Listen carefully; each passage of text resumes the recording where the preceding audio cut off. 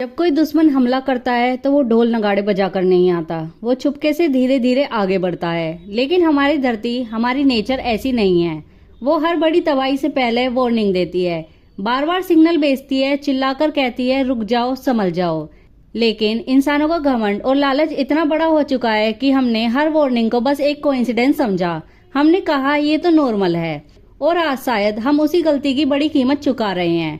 History गवाह है, जब भी नेचर ने हमें बचाने की कोशिश की है, हमने उसकी बात इग्नोर कर दी।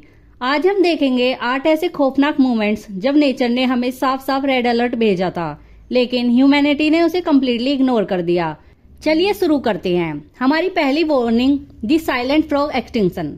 हमारी पहली वार्निंग एक छोटे से क्रिएचर से शुरू होती है, एक ऐसा मेंढक जो जंगल का सोना लगता था। कोस्टा रिका के क्लाउड्स फॉरेस्ट में रहता था द गोल्डन टोड। 1987 तक ये हजारों की तादाद में मिलते थे, लेकिन सिर्फ 2 साल बाद 1989 में इसका आखिरी मेल भी गायब हो गया और फिर ये स्पीसीज हमेशा के लिए एक्सटिंक्ट हो गई। साइंटिस्ट ने रिसर्च की तो पता चला कि क्लाइमेट चेंज की वजह से वेदर अनयूजुअल हो रहा था और गर्मी और ड्राइनेस बढ़ने लगी थी, और इसी वजह से एक डेंजरस फंगस जंगल में फैल गई। गोल्डन टोड सरवाइव नहीं कर पाए। नेचर हमें पहला सिग्नल भेज रही थी। एम्फीबियंस धरती के नेचुरल सेंसर्स होते हैं। अगर एनवायरनमेंट खराब होता है तो सबसे पहले वो इम्पैक्ट उन पर दिखता है। उनका खामोश हो जाना एक वार्निंग थी कि इकोसिस्टम टूटना शुरू हो चुका है। लेकिन दुनिया ने कहा बस एक छोटा सा मेंढक ही तो गया है। आज हजारों रिवर्स और फॉरेस्ट का बैलेंस बिगड़ चुका है। Warning 2, the mountain of snakes. सोचिए, एक दिन अचानक लाखों जहरीले सांप पहाड़ से उतरकर आपके शहर की तरफ बढ़ने लगे। आप क्या समझेंगे, एपोक्लिप्स या नेचर की वार्निंग? साल था 1902। कैरेबियन आइलैंड पर था एक वोल्केनो, माउंट पिल। अप्रैल के महीने में पहाड़ से अजीब स्मेल आने लगी। गर्म गैस और अंडरग्राउंड एक्टिविटी की वजह से माउंटेन पर रहने वाले स्नेक्स और जायंट सेंटीपीड्स पागल हो गए और फिर वो सीधा शहर की तरफ बढ़ने लगे। उन्होंने लोगों और जानवरों पर हमला कर दिया। ये एक क्लियर वार्निंग थी कि वोल्केनो के अंदर कुछ बहुत डेंजरस हो रहा है। लोग भाग सकते थे, सच बाहर आ सकता था। लेकिन इलेक्शंस आ रहे थे, पॉलिटिशियंस ने पैनिक रोकने के लिए कहा सब नॉर्मल है। और फिर 8 मई 1902 वोल्केनो फटा। सिर्फ कुछ मिनट में पूरा शहर जलकर राख हो गया। 30,000 लोग मारे गए। नेचर ने वार्निंग पहले ही भेज दी थी, लेकिन इंसान ने पॉलिटिक्स को ज्यादा इम्पोर्टेंट समझा। Warning 3, the whale of plastic. जब समुद्र का सबसे बड़ा क्रिएचर किनारे पर आकर मरने लगे तो समझ लेना चाहिए कि समुद्र हेल्प मांग रहा है।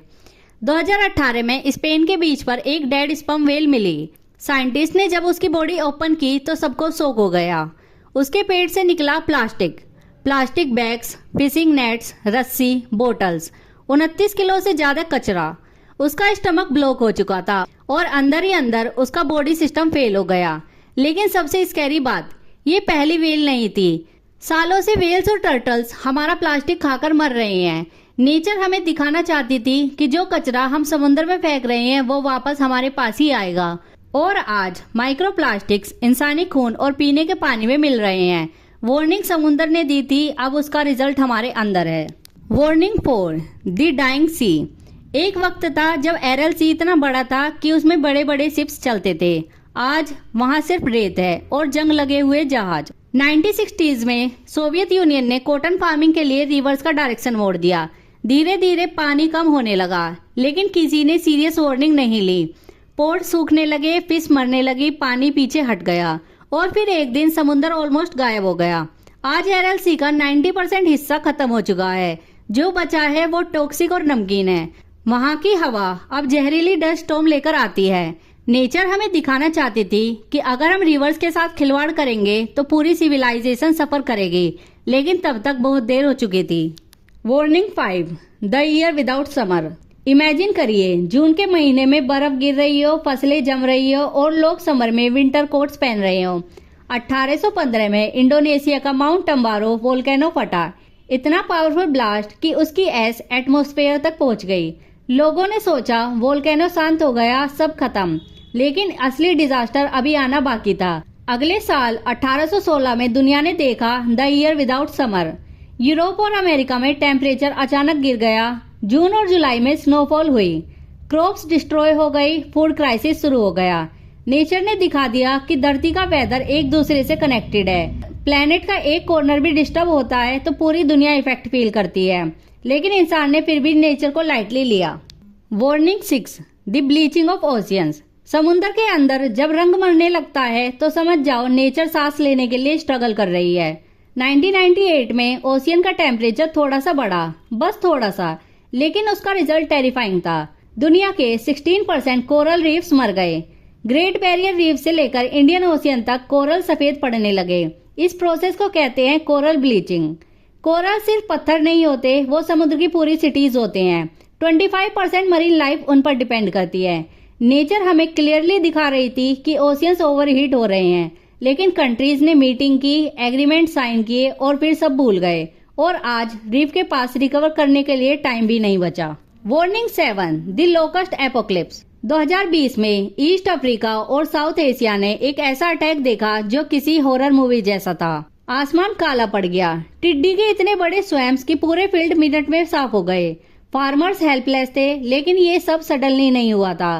क्लाइमेट चेंज की वजह से अनयूजुअल साइक्लोन्स और हेवी रेन हुई। डेजर्ट्स वेट हो गए और लोकस्ट को परफेक्ट ब्रीडिंग ग्राउंड मिल गया।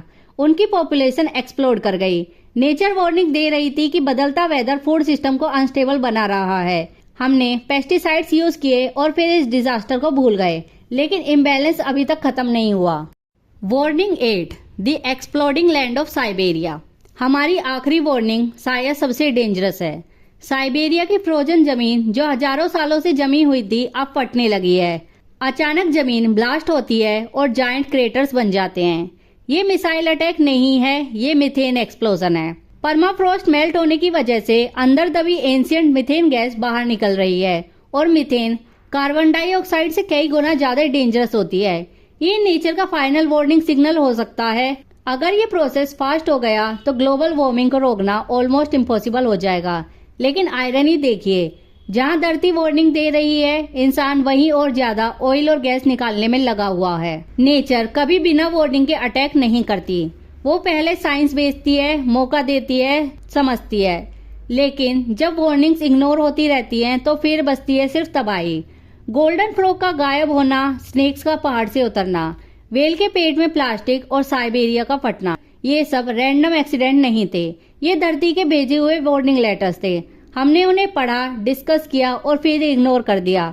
अब सवाल ये नहीं है कि नेचर अगला अलर्ट कब भेजेगी, सवाल ये है कि अगला सिग्नल वार्निंग होगा या सीधा दी एंड। अगर आपको वीडियो पसंद आई हो तो चैनल सब्सक्राइब करो। Thank you.